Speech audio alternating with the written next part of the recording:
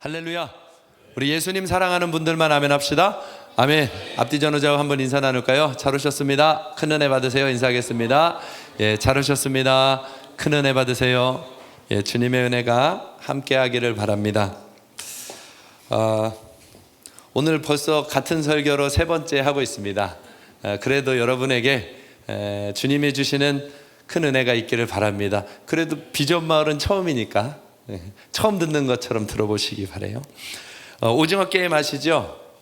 비슷한 오늘 말씀을 설교하려다 보니까 비슷한 예를 하나 들어봐야 되겠다 싶습니다. 어떤 사람이 막노동 현장에서 제일 밑에서 늘 삽으로 땅을 파다가 대성공을 거둬서 큰 건설 회사의 회장님이 된 겁니다. 그래서 옛날 생각이 나가지고 내기를 하나 거는 거죠. 노가다판에서 삽질 제일 잘하는 전 세계의 사람들을 모은 겁니다. 그리고 나서 1000명을 모아서 1인당 1억씩 걸어가지고 1000평 땅을 10m 깊이로 제일 빨리 파는 사람에게 1000억을 주겠습니다. 이렇게 하고 시합을 건 겁니다. 그러면서 이 사장이 얘기를 한 겁니다. 삽이 다를 수도 있으니 삽은 무한 제공하겠습니다. 그리고 또 하나는 한편에 포크레인을 하나를 놔줬는데 사용 설명서와 함께 포크레인을 준 것입니다. 그래서 선택하라고 하는 것이죠. 그 1000평을 10m 깊이로 팔 때 삽으로 하든지 포크레인으로 하든지 알아서 하십시오. 그러나 1등에게는 1000억을 주겠습니다. 자, 여러분은 어떻게 할래요? 1. 삽질을 잘하니까 삽으로 땅을 판다. 2. 설명서대로 연습해서 포크레인 사용법을 배워 포크레인으로 작업을 한다. 3. 포기한다. 4. 에라 모르겠다. 몇 번이에요? 다 2번이네. 그래도 돈은 다 갖고 싶은가 보지? 예, 저도 2번이에요. 왜냐하면 삽으로는 아무리 파봐야 포크레인으로 한 번 파면 되잖아요. 배움이 이렇게 중요한 겁니다. 삶을 살아가려면 꼭 필요한 것이 배우는 것입니다. 중국 고전인 예기에는 이런 표현이 있어요. 학문을 4단계로 나눌 수 있답니다. 첫째는 장원, 학문의 기틀을 배우는 겁니다. 가장 기초. 그 다음에는 수원, 그 배운 것을 가지고 연습하고 연마해서 내 몸에 익히는 것. 그 다음은 식언입니다. 배운 것이 몸에 완전히 익혀지면 언제든지 마음대로 쓸 수 있는 것이죠. 근데 마지막 4번째 단계가 진짜 멋있어요. 유언. 이것은 배운 것을 가지고 거의 놀듯이 자연스럽게 활용한다는 것입니다. 그냥 눈 감고 이렇게 해도 되는 거. 이 말씀을 오늘 하면서 저와 여러분에게 도전이 하나 생겼으면, 나는 평생에 눈 감고도 하나님하고 이렇게 다닐 수 있는 사람이 되기를 꿈꿔보는, 우리 하나님 믿는 거 너무 어렵다는 생각을 자꾸 하는데 그게 아니라 하나님하고 사는 게 눈 감고 헤엄치듯이 너무 편한 사람들, 우리 비전 마을이 그렇게 됐으면 좋겠어요. 오늘 말씀은 다니엘과 세 친구 이야기입니다. 이 사람들은요, 배워야 할 운명에 아예 던져진 사람들입니다. 유다의 포로들, 바벨론에 잡혀간 포로들 뿐만 아니라 바벨론은 전 세계에서 자기들이 다스리는 나라에 유능한 청소년들을 잡아다가 바벨론의 언어와 학문을 배우게 하고 그 중에 특출난 사람은 정계에 입문시켜서 관리로 쓰는 것입니다. 그러니까 포로의 삶은 참 힘든 삶이지만 그 중에서 기회를 얻어서 부와 귀와 권력까지 얻을 수 있는 그 자리를 허락받은 것이죠. 선택받은 사람들이죠. 그러니 얼마나 다들 힘쓰고 애쓰며 그 자리에서 노력을 했겠습니까? 바벨론 왕을 위해서 일하게 되겠지만 사실은 그게 자신을 위한 일이 되는 거죠. 세상에서 한바탕 멋지게 살아볼 수 있는 기회를 받은 거예요. 우리 비전 마을 친구들에게도 이런 기회들이 다 주어지면 좋겠습니다. 그런데 이 기회의 순간에 다니엘과 3명의 친구는 전혀 다른 결정을 하는 겁니다. 그래서 오늘 말씀이 이제는 뜻을 정하라 라고 제목을 정한 거예요. 전혀 다른 결정 하나를 했는데 그 결정 한 번의 결정이 다니엘과 3명의 친구의 운명을 바꿨을 뿐만 아니라 유대 민족의 운명을 바꾸는 겁니다. 다니엘과 세 친구의 운명뿐이 아니라 유대 민족의 운명을, 바벨론 제국 안에서 유대 민족이 어떤 백성인지 그 이름을 높이는 데 한 번의 결정으로 시작이 되는 겁니다. 그러니 오늘 우리 청년들에게도 하나님이 똑같은 도전을 하는 겁니다. 여러분 일생에 수없이 많은 선택을 해야 될 텐데 그 많은 선택 중에 단 한 번의 선택만 명확하게 하면 하나님이 잡으신다. 벌써 눈이 감기면 안 돼. 단 한 번의 선택만 명확하면 반드시 하나님이 잡으신다. 그 뜻을 정했어요. 다니엘과 세 친구가 거기서 운명이 결정되는 거예요. 오늘 그 시작점이 되는 날이 되면 좋겠습니다. 뭐 자꾸 이렇게 얘기하니까 매번 그런 느낌인데 약장수가 되는 느낌이에요. 막 허무맹랑한 걸 파는 것처럼. 그렇지 않아요. 정말 이 한 번의 결정. 유대인과 한국 사람들은요, 학구열로도 유명하고요, 똑똑하기로도 유명합니다. 그런데 차이가 하나 있어요. 열심히 배우는데 유대인들은 모든 것을 배우는 중에도 자기의 생계를 위하여, 언제 어느 곳에서 무슨 일을 당할지 모르니까 생계를 위하여 전문적인 기술, 그 가문에서 가르치는 전문적인 기술들이 있어요. 사도 바울은 천막 짓는 일을 배웠습니다. 그래서 어느 마을, 어느 동네로 가도 천막 짓는 일을 하면 먹고 살 수는 있는 거예요. 그런데 한국 사람들은 배우면 일단 뭘 배우냐면 국영수. 시작을 하면 국영수를 배우고 그 다음에는 국영수에서 조금 다른 사람들과 실력이 차이가 난다 싶으면 그때부터 야, 직업을 좀 배워봐, 뭐 좀 배워봐. 그리고 갑자기 진로를 정하기 시작합니다. 그게 무슨 차이일까요? 무엇을 위해 배우는지 배움의 목적의 차이인 겁니다. 유대인들은 생존을 위해 배웁니다. 어디서든지 살아남을 수 있는 생존을 위해 배웁니다. 그러나 한국 사람은 성공 기술을 배웁니다. 어디서 어떻게 보여야 괜찮은 사람일지 성공 기술을 배워요. 그러니까 국영수를 배워서 거기서 실력이 안 된다고 생각하면 그제서야 그 다음 것, 마치 다른 직업들이 천한 것처럼 차등을 둔다 이 말이에요. 뭐 다들 안 그런 표정인데 다들 남자든 여자든 의사들하고 결혼하십시오. 갑자기 얼굴이 펴지는 사람들이 있어요. 나 이런 사람 만났거든. 중학교 때부터 소원이 의사랑 결혼하는 거였어요. 결혼했더라고. 진짜로. 여러분, 뭐 농담처럼 하는 것 같지만 여러분, 그런 이야기들, 우리 대한민국 사람들 대부분의 마음 안에 나도 모르게 잡혀 있는 것, 실력이 있고 공부를 잘하면 좋은 기회가 열리고 그렇지 않으면 조금 힘든 직장을 생활해야 된다고 하는 그런 막연한 생각들. 그런데 유대인들은 그걸 가지고 차등을 두지 않아요. 생존 기술, 살기 위하여. 우리는 성공을 위하여. 그리고 또 무엇을 배우느냐가 또 다른데 성공을 위해 배우니까 한국 사람들은 필요한 지식과 정보를 배워요. 거기에 혈안이 돼요. 그래서 능력이 있냐 없냐를 따져요. 그런데 유대인들은요, 하나님을 배워요. 어떤 일을 하든지 하나님을 배우는 거예요. 살아계신 하나님, 내가 믿는 하나님은 정말로 살아계신가? 자기의 삶의 체득이 되기까지 하나님 배우는 일에 시간을 쓴다 이 말입니다. 배우는 것이 인생을 바꾸고 미래를 바꿉니다. 오늘 무엇을 배울지, 무엇을 위해 살지 뜻을 정해야 됩니다. 그 한 번의 정함이 복잡한 바벨론 세상에서 승리하게 한 것입니다. 오히려 유대 나라를 대표하는 사람들로 하나님이 쓰어주시는 겁니다. 그 한 번의 결정입니다. 뜻을 정한 것. 나는 하나님을 배우리라. 이제는 뜻을 정하시죠. 우리 청년들이요, 이제는 뜻을 정합시다. 하나님께 우리가 기도도 참 많이 하는데, 하나님 이거 해주세요, 저거 해주세요, 기도를 참 많이 하는데 오늘은 뜻을 정합시다. 뭐로요?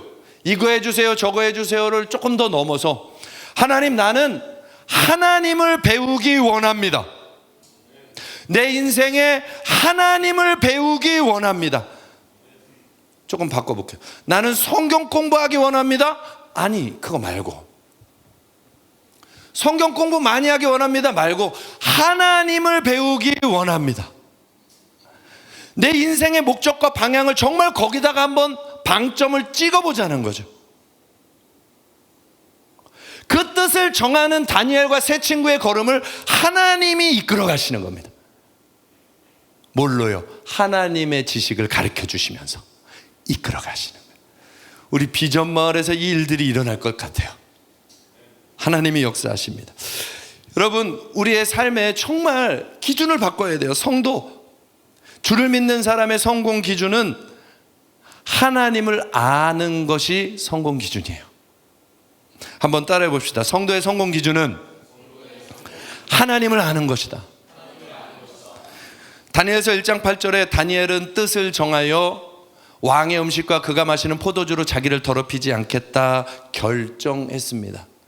왕이 내려주는 음식은 우상 앞에 드려졌다가 나오는 음식으로서 율법에는 우상의 제물을 먹지 말라 하셨기 때문에 이 다니엘과 세 친구는 어려서부터 배워온 하나님의 말씀에 천지를 창조하신 하나님만이 유일하신 하나님이기 때문에 우상에게 드려진 제물로 자기를 더럽힐 수 없다. 우리 하나님은 세상보다 크시다. 우리 하나님은 바벨론보다 크신 분이다. 우리 하나님은 유일하시다. 우리는 그분을 믿는 백성이다. 그러니 하나님의 말씀대로 나를 지켜보리라. 우상에게 지지 아니하리라. 그것은 그들이 하나님을 배웠다는 겁니다. 하나님을 아는 것이 성공 기준입니다. 모르면 실패한 거예요. 아무리 대통령이 돼도 하나님을 모르면 그 사람은 실패한 것입니다.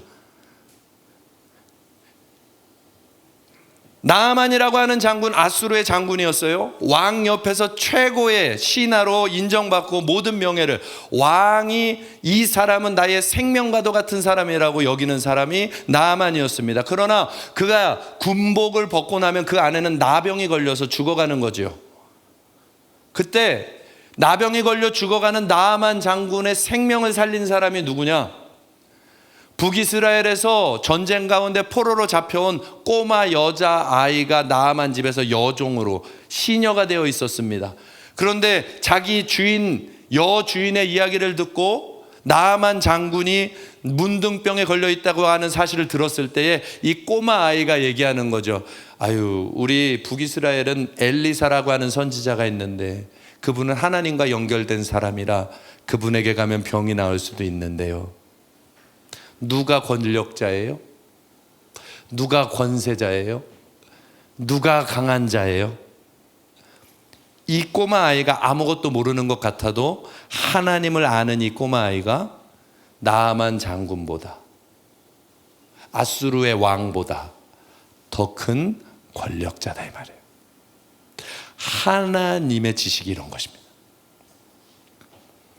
하나님을 배우기로 뜻을 정하라. 호세아 6장 3절에 보면 이렇게 말합니다. 우리가 여호와를 알자, 힘써 여호와를 알자. 그의 나타나심은 새벽빛같이 어김없나니. 며칠 전에 폭우가 막 쏟아지는 겁니다. 밤에 칠흑같이 어둡습니다. 그러면 아침이 안 오죠? 이내 새벽이 되면 동이 터오고 아침이 오는 거예요. 어김없는 거예요. 하나님은 변하지 않고 하나님의 약속도 변하지 않고 살아계신 하나님은 우리의 어떠함과 관계없이 어김없이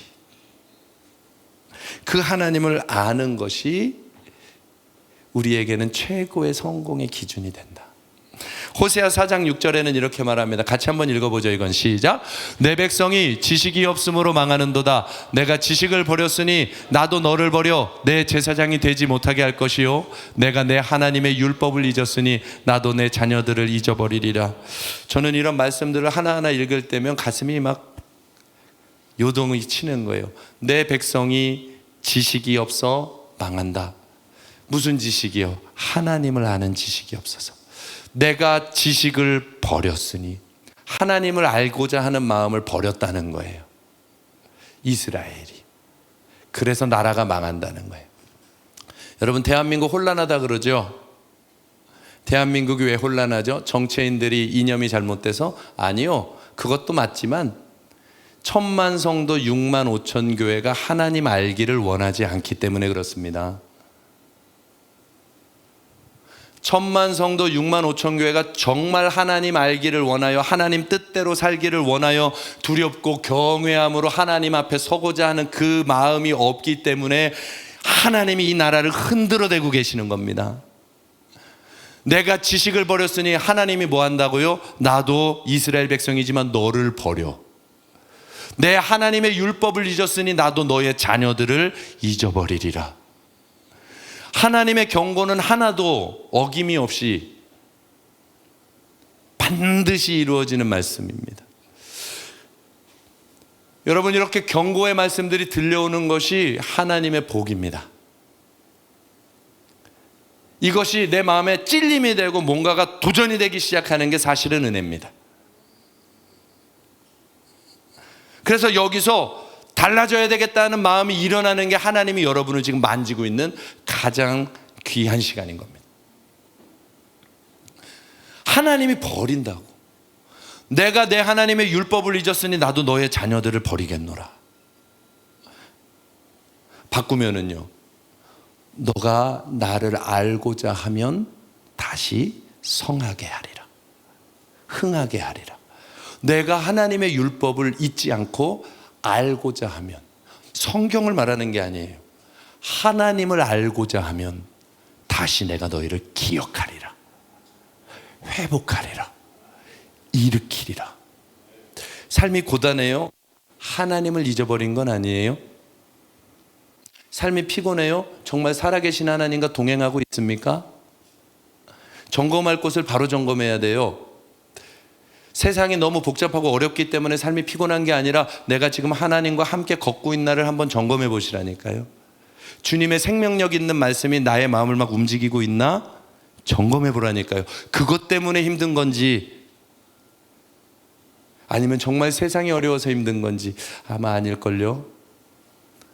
하나님에 대하여서는 우리의 눈이 자꾸 감기는 그런 답답함이 있을지도 모르겠습니다. 하나님을 배우기로 뜻을 정해야 됩니다. 그럼 하나님을 어떻게 배워야 됩니까? 라고 할 때 이제 오늘 말씀의 핵심들로 가는 겁니다. 하나님 배우고 싶습니까? 정말입니까? 오랜만에 보네요, 우리 은우. 하나님 정말 배우고 싶습니까? 하나님을 배우는 길은 너무 쉽습니다. 한번 따라해 보죠. 지금 가지고 있는 말씀부터 순종한다. 지금 가지고 있는 말씀부터 순종하세요. 뭐 크고 대단한 거 하려고 하지 말고 지금 내가 알고 있는 것을 하려고 하시라. 지금 다니엘과 세 친구는 뜻을 정했습니다. 왕의 음식을 먹고 나를 더럽히지 아니하리라. 왜?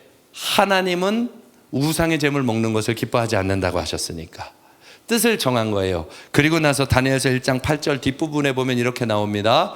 다니엘서 1장 8절에 보면 자기를 더럽히지 아니하도록 뭐 했다?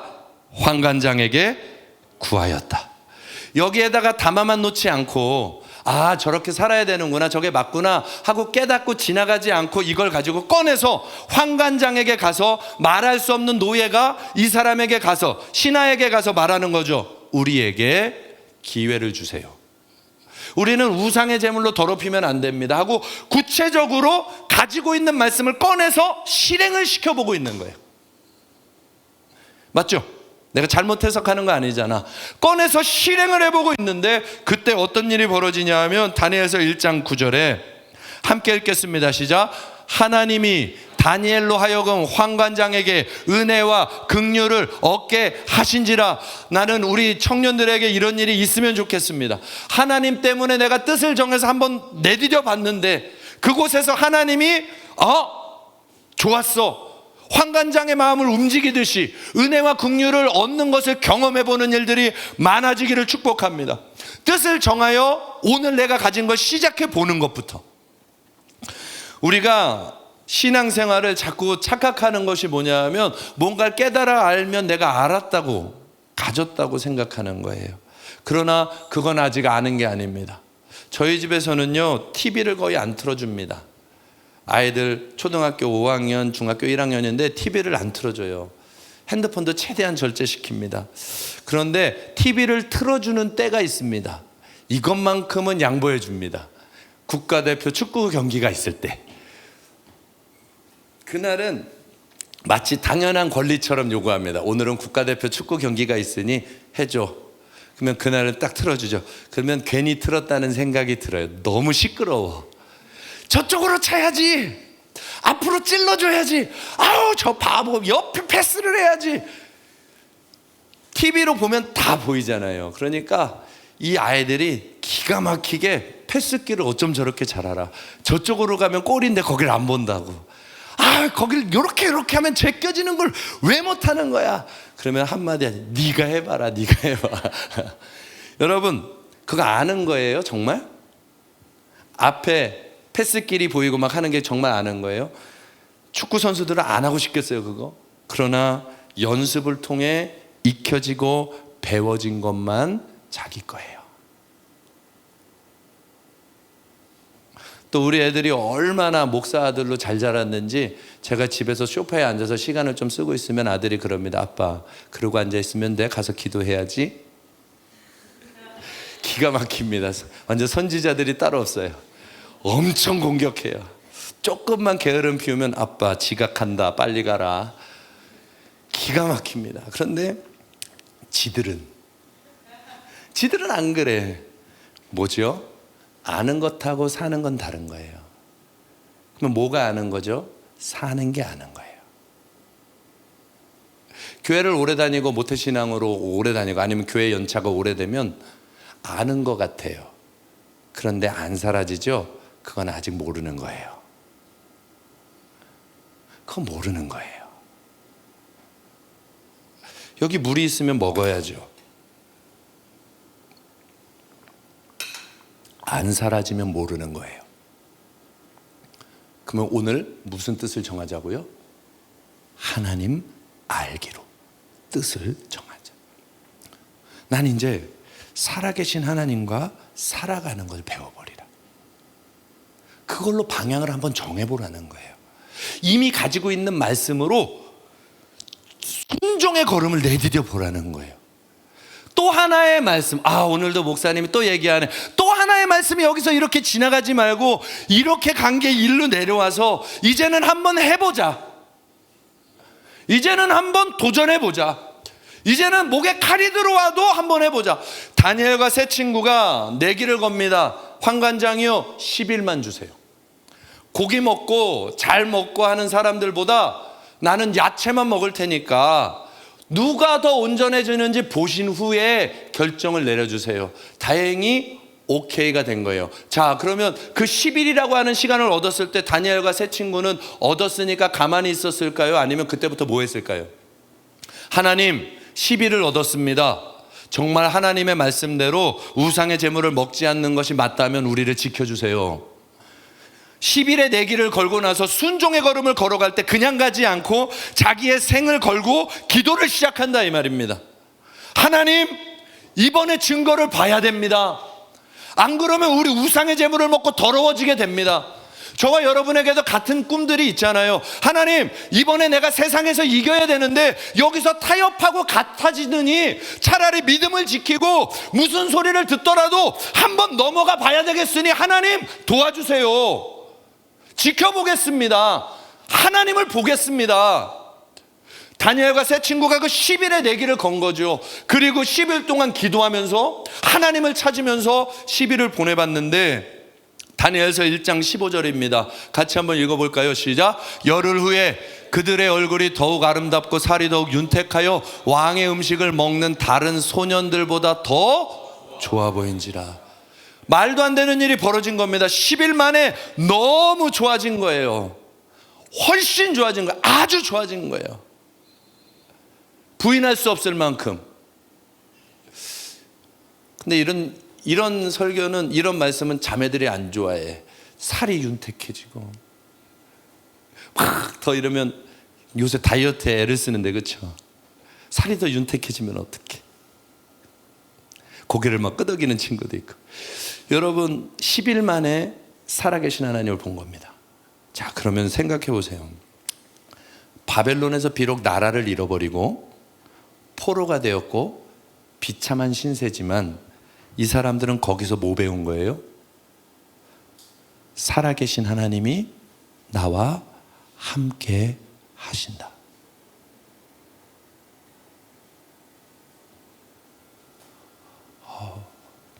이런 표정일지 몰랐지.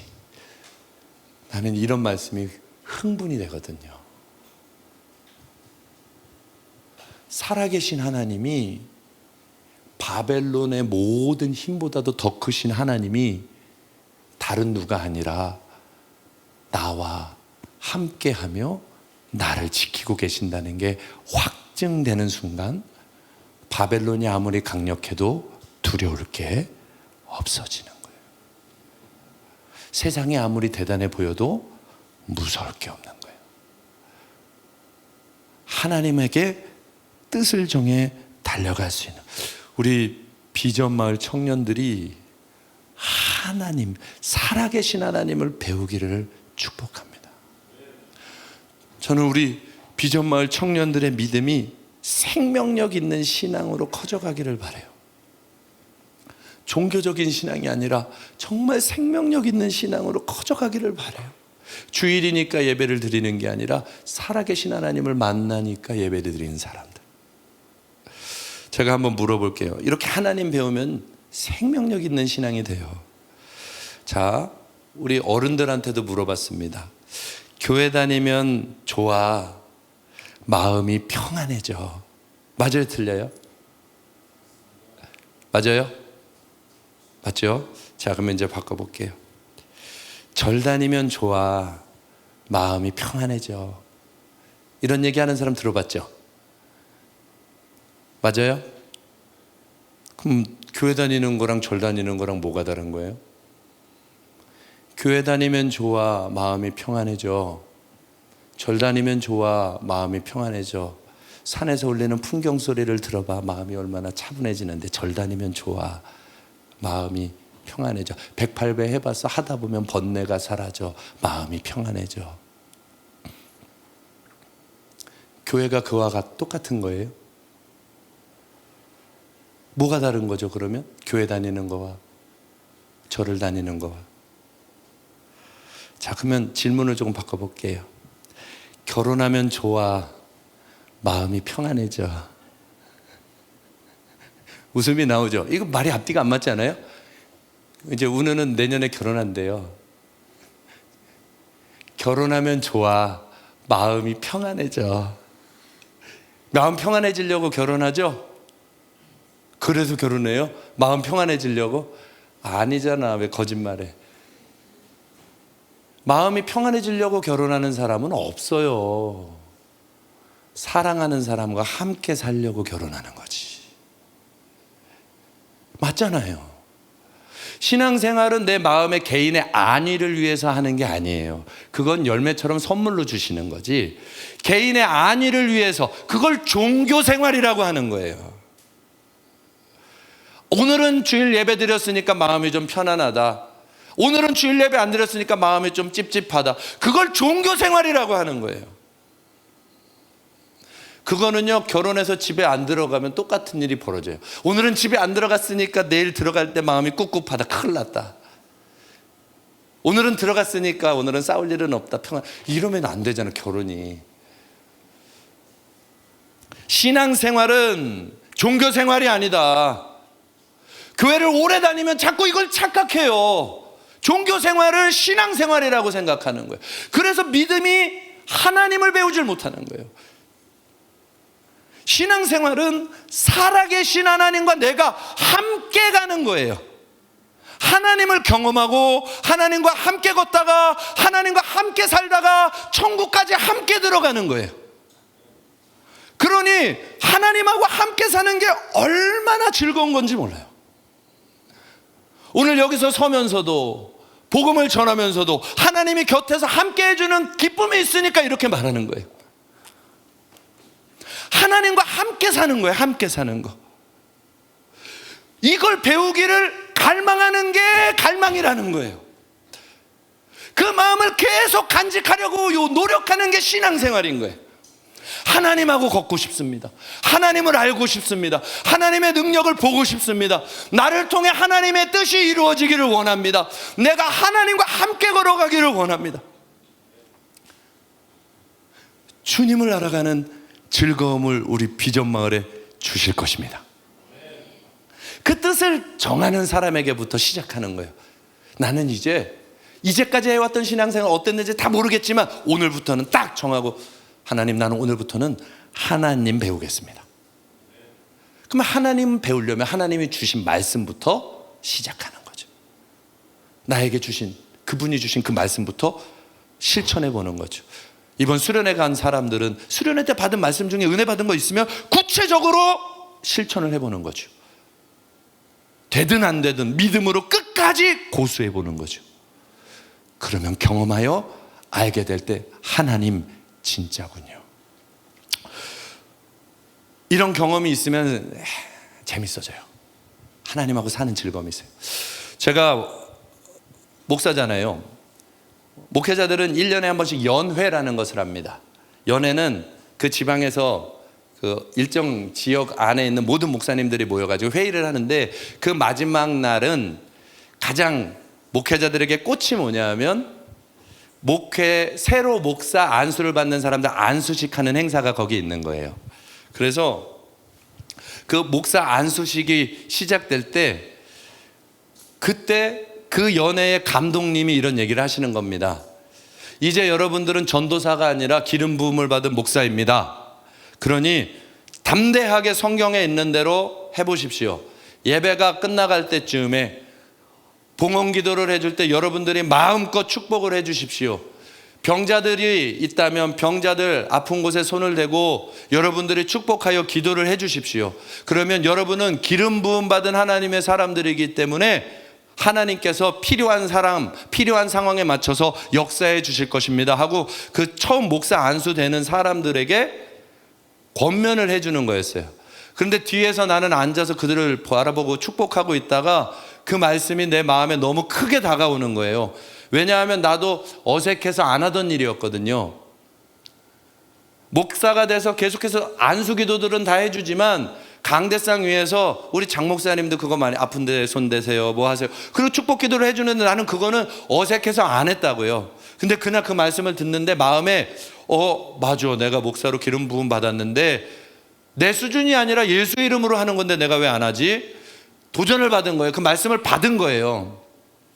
그래서 그 주 주일에 우리 교회 일부 예배 때 이제 시작을 한 겁니다. 우리 교회 일부 예배, 뭐 일부 2부 하니까 되게 큰 교회 같지만 아니에요.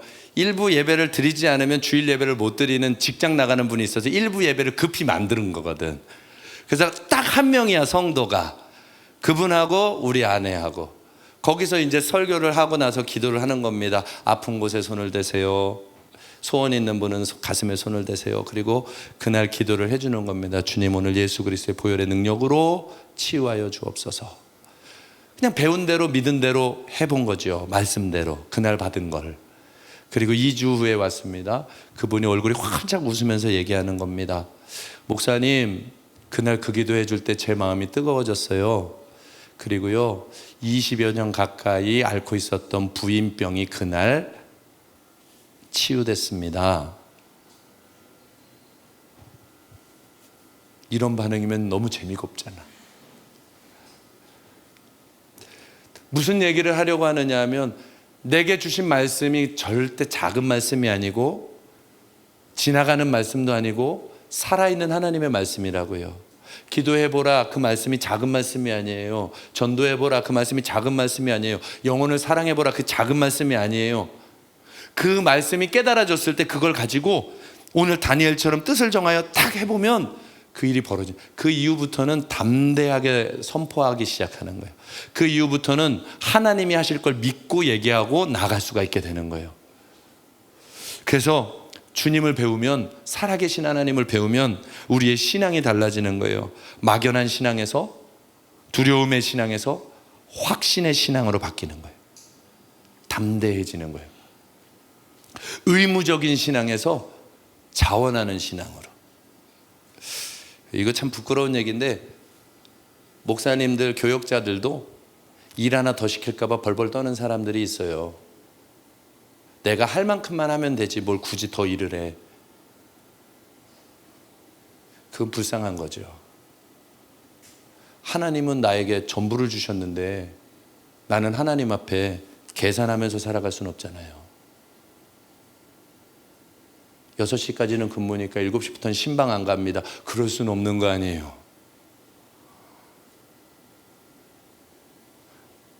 근데 그게 상식처럼 되어지는 시대가 되고 있어서 마음 아파요. 근데 그게 의무적인 신앙이라는 거예요. 의무적인 신앙. 내가 교회를 다니니까 해야지. 그런데요, 주님을 살아계신 하나님을 만나기 시작하면 이걸 하나 더 해볼까?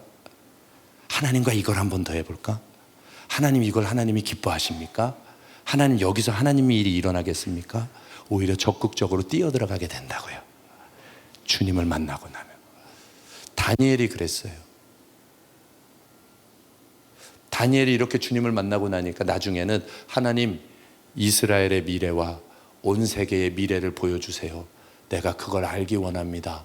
하나님 앞에 하나님의 일을 위하여 뛰어들면서 21일 다니엘 금식 기도라고 하잖아요. 금식 기도하며 하나님의 뜻을 알고자 자기를 드리며 나아가는 사람으로 완전히 바뀌는 거예요.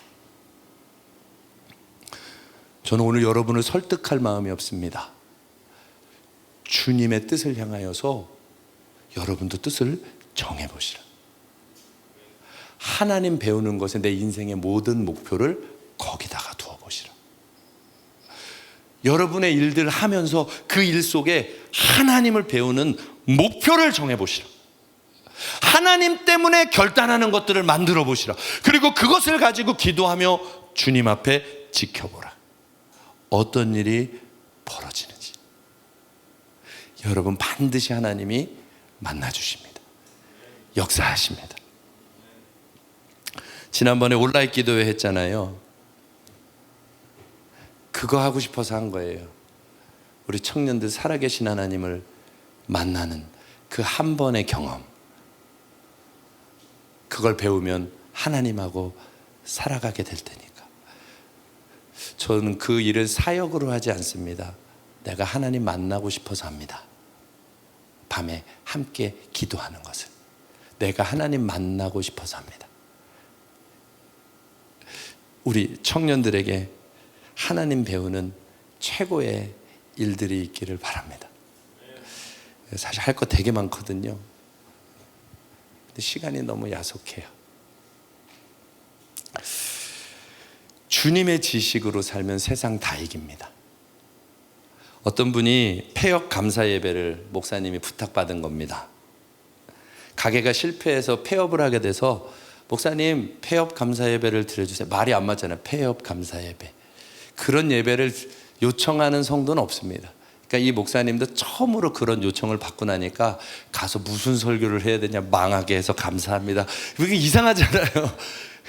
너무 고민을 하고 갔는데 그분들이 폐업 감사 헌금을 여기다 올려놓고 이제 예배를 준비하는데 그 모습이 너무 진지하고 진실하고 얼굴에 평안이 있고 감사가 정말 있는 거예요. 너무 신기해서 목사님이 물어봤대요. 아니, 가게가 실패해서 다 사라졌는데 폐업 감사 예배가 뭐예요? 나 이런 거 처음 경험합니다. 그랬더니 그분이 이렇게 말합니다. 가게를 열어 오늘까지 하게 해주신 거 감사합니다.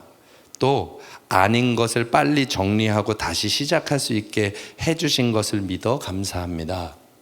마지막으로 어려운 가게를 운영하면서 정말 하나님께 많이 나아가 기도했는데 기도하면서 하나님을 알게 됐고 앞으로 어떻게 하나님과 함께 살아가야 할지 하나님을 배운 것이 감사합니다.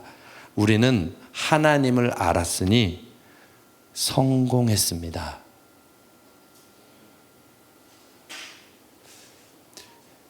하나님을 아는 것이 여러분에게도 성공의 기준입니까?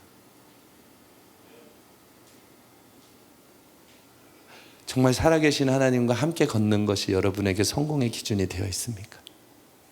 여러분 회사에서 하나님을 경험하고 있습니까? 여러분 가정에서 하나님을 경험하고 계십니까? 공부하는 현장에서 하나님을 경험하고 있습니까? 직장에서 하나님을 경험하고 있습니까? 하나님을 알아가는 것이 성공의 기준입니다. 주님으로 가득 채워지기를 바랍니다. 오늘 뜻을 정합시다. 우리 비전 마을 청년들 뜻을 정합시다. 뭘로요? 하나님을 배우기로. 어떻게 배운다고요? 내가 지금 가지고 있는 말씀부터 끝까지 고수해 보리라. 주님은 반드시 여러분들에게 증거를 주실 것입니다. 그 하나님을 경험하며 나아가는 저와 여러분 되기를 바랍니다. 우리 같이 찬양 하나 할까요?